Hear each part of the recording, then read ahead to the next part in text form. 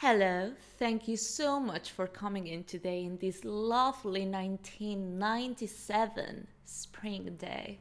Thank you for having me. 1997 is definitely the year, and such a lovely day. Yeah, indeed. Yes, very 90s. I was just listening to this absurdly catchy song on the radio. What was it? Something about a Barbie girl in a Barbie world. Live in plastic, it's fantastic. Aqua, isn't it?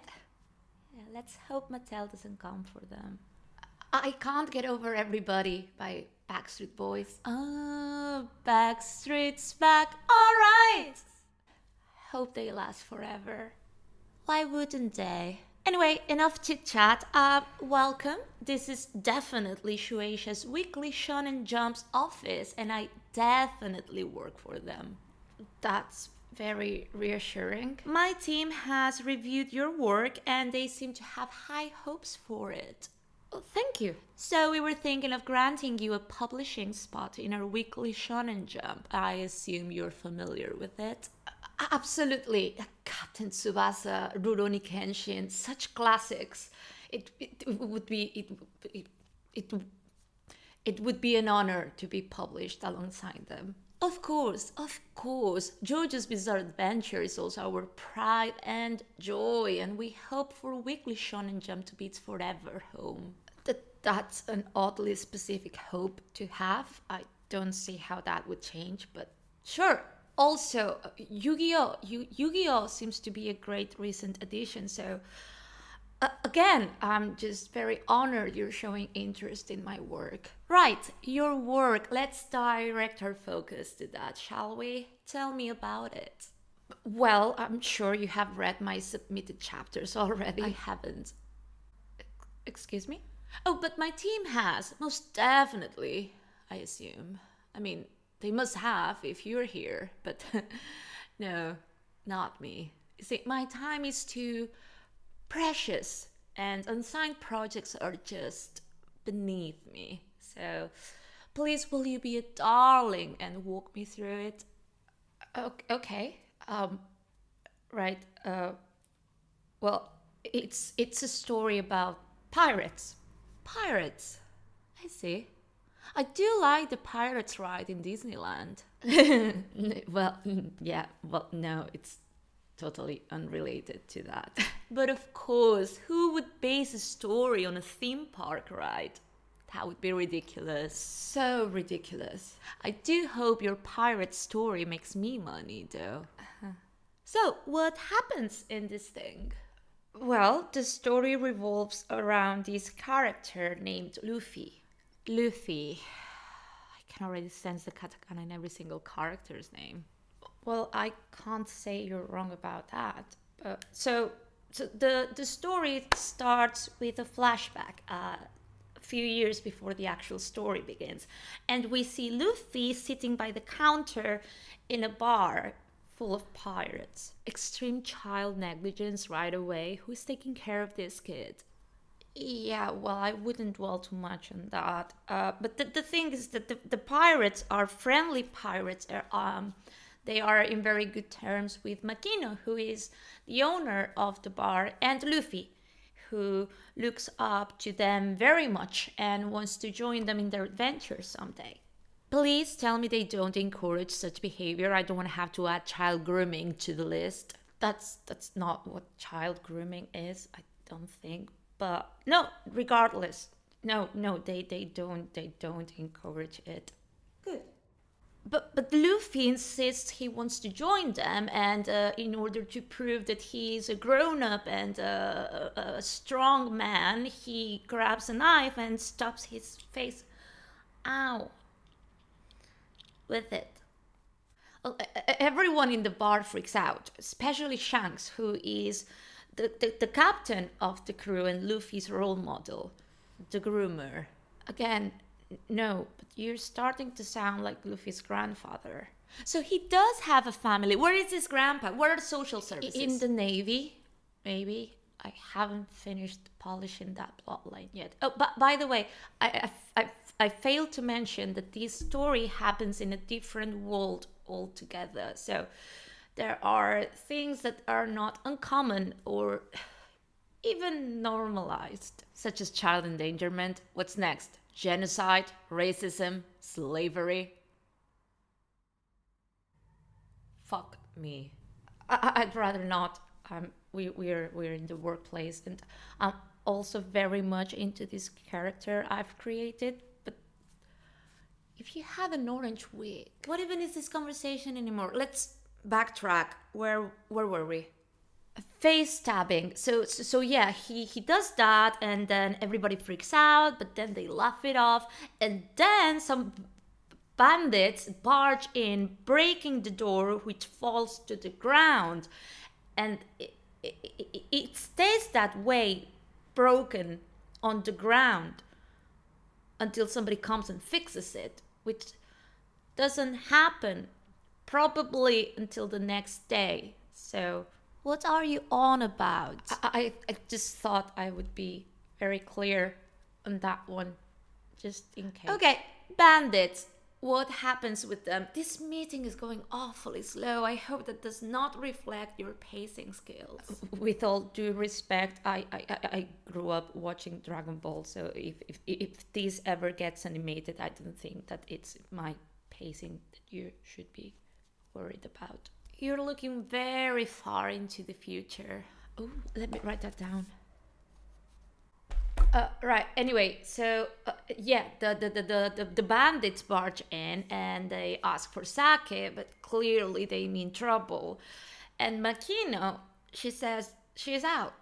No more sake. That's either a very inconvenient time for her to be out of sake, or she just has the biggest balls in whatever that world is called. Yeah, the bandits are not really having it, so Shanks intervenes and he offers them a bottle of sake he hadn't opened yet. But Higuma, who is the leader of the bandits, he is not happy about it either. So he grabs the bottle and he smashes it on Shanks's head, and then he laughs at him.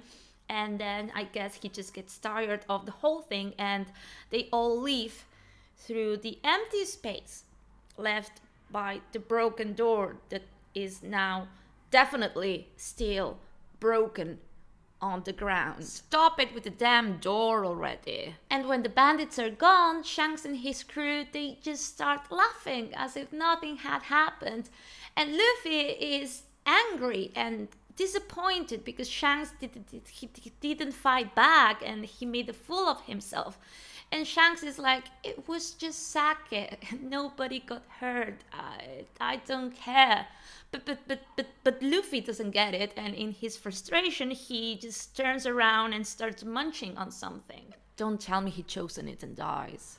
Well, no, but someone's definitely gonna have to perform the Heimlich maneuver on him, because on the next panel, we see one of Shanks' crewmates freaking out because the Gomu Gomu no Mi is gone. And we find out that that is what Luffy was munching on. So Shanks freaks even more out and grabs him, puts him upside down, and tries to get the thing out of him. Oh, this poor child. But it's too late, and as Shanks is shaking him, Luffy's body stretches all the way to the ground. He's a rubber man now. I don't even know where to begin. What is this Gomu Gomu thing? Why is he stretching? Well, the fruit that Luffy ate was devil fruit, and devil fruit are quite rare and highly coveted items that give the user a certain power, in this case, rubber properties. Okay, and these pirates just had the fruit laying around unsupervised in a bar where a child is roaming free most of the time. The negligence is off the charts. So anyway, Shanks and his crew live for a while, and one day Luffy's with Makino in the bar just hanging out, and suddenly Higuma and his group of bandits come in and start talking trash about Shanks and his crew, and Luffy's not having it, and he stands up to them. That can't end well. Yeah, no. So yeah, the bandits take Luffy, and Makino runs around seeking help, and she finds Shanks and his crew, who then find Luffy and Higuma. Okay, does he laugh it off this time too? No, on the contrary, he's super pissed. You see, he will ignore and tolerate any stupid little disrespect towards himself, but nobody touches or hurts his friends. That's actually pretty wholesome. Yeah, so one of Shanks' crewmates, Luckydo, shoots dead one of Higuma's guys. That escalated quickly. Wait, you're saying a man was shot dead in front of a child? Well, that child had just been violently abducted and had his life threatened by said bandits. So, also he's had experience being thrown deep into the woods alone at night and being tied to balloons. So I don't think that matters at this point. Oh my god. So yeah, Higuma sort of shits himself and runs away in a puff of smoke. Really? Yeah, so Shanks runs after them, and he finds them sailing away in a little boat, and so he rushes swimming to them. But before he can reach them, a Sea King, which is a gigantic sea monster, it attacks the boat, and Higuma is no more. This is getting awfully graphic. So Higuma is eaten away, and now we're left with Luffy, who is splashing around in the water, fighting for his life, because like one of the side effects of the devil fruit is that you can no longer swim, and more than that, you actually sink down like a hammer would. Wait, but then how is Luffy splashing around? Wouldn't he have sunken down to the bottom of the ocean? Yeah, I know I just said that, but I'm definitely gonna take some liberties with that moving forward. Okay, good to know in advance. So Luffy's barely keeping afloat when the creature strikes back and is about to devour Luffy, but then Shanks makes an entrance and protects him by very intently staring the creature down. What? So the Sea King swims away in fear, and we are left with Luffy, who is crying and holding on to Shanks for dear life, and Shanks is trying to console him, but then we see that Luffy is not only traumatized by recent events, but also because Shanks is now missing an arm that was very clearly eaten by the Sea King. Oh my god. And so all's well that ends well, and after an undetermined amount of time, Shanks and his crew leave the village for good. And this time, Luffy doesn't ask them to join, because now he has a different, bigger dream. He's gonna become a pirate on his own, and he's gonna have a better crew than Shanks, and he's going to be the pirate king.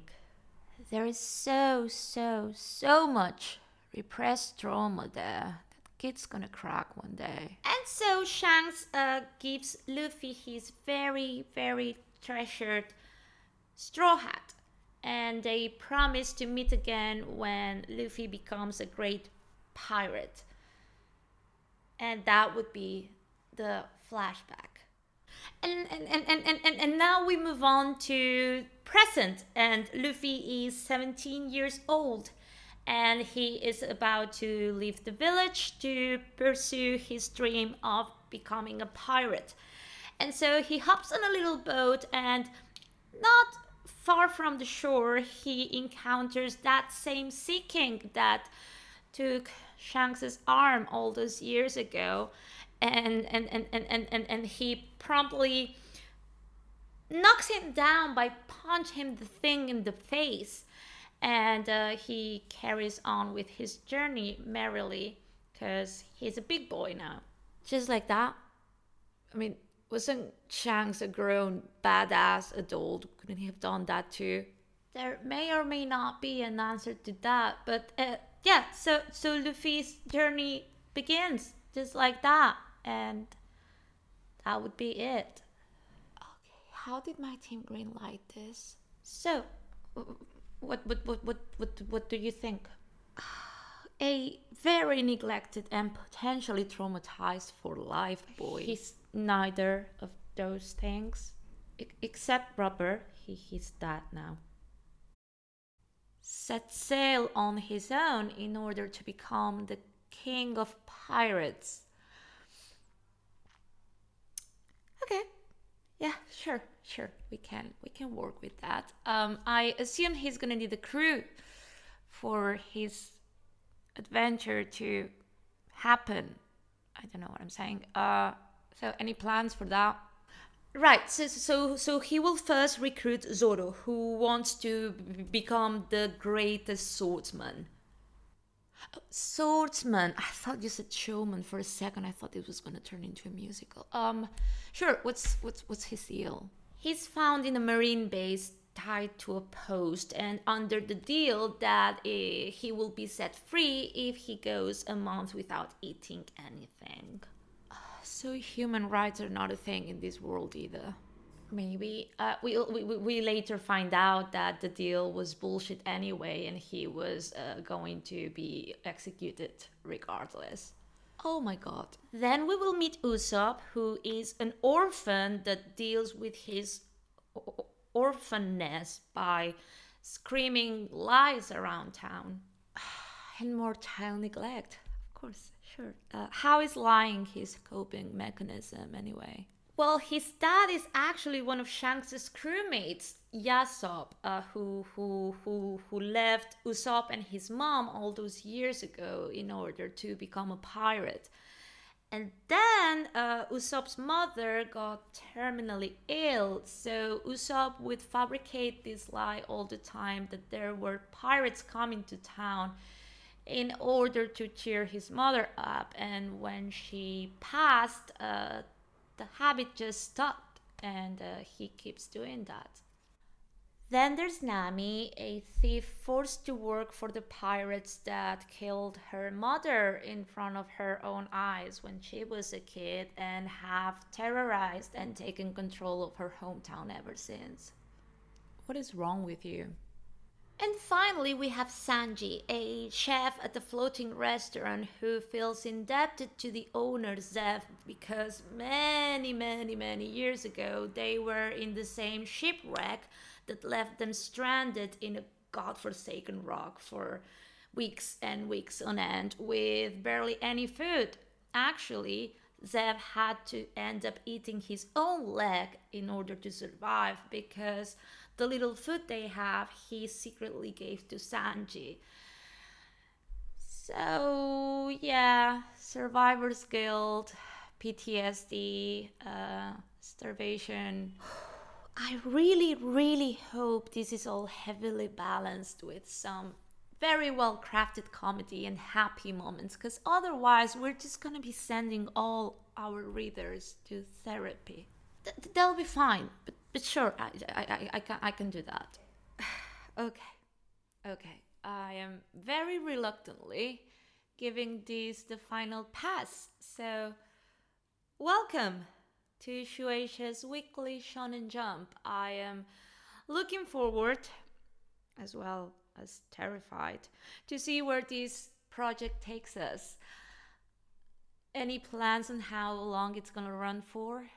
I'm thinking 5 years, give or take. You know, short and sweet. There is absolutely nothing sweet about anything that you just said up until now, but yeah, sure, it is nice to have a timeline. Definitely 5 years. 10 tops. Maybe 15, but definitely under 20. Unless I randomly come up with a bunch of characters last minute and feel the unstoppable need to develop all of them, in which case, still under 25, definitely. Let's just hope there's no global catastrophe that puts the whole world on hold. That could slow things down. What did I just get into?